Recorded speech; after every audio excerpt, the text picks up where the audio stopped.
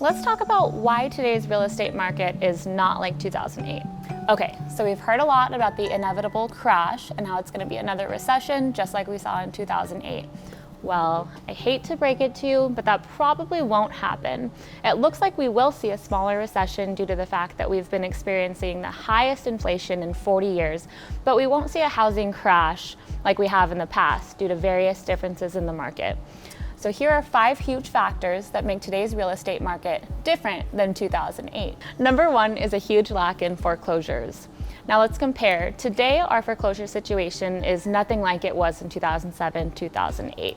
In 2008, there were 1.7 million versus in 2021, there were 38,000. The Federal Reserve issues a report with the number of homeowners that were issued a new foreclosure notice each year.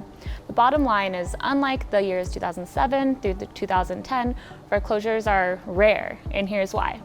Number 2, people are buying what they can afford and not going way outside of their means. This is huge. As far as affordability goes, housing is not unaffordable in the way that it was during that housing boom. Conventional lending standards say that a purchaser should not spend more than 28% of their gross annual income on their mortgage payment.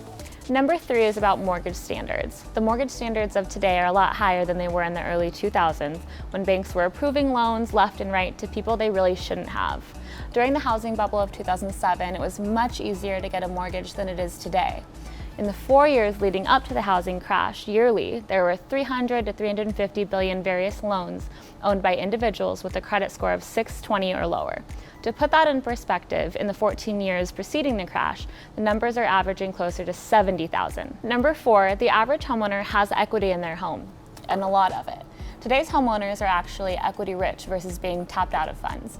Today, the average homeowner has gained $51,500 in equity over the last year. And number 5 is about housing inventory. Rather than having a surplus of homes, we have a shortage.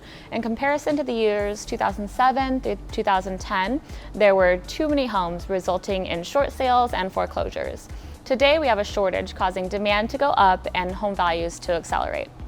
Now, I can't read the future, but I do know that these 5 factors are really important in considering what is happening with the real estate market and where it's going.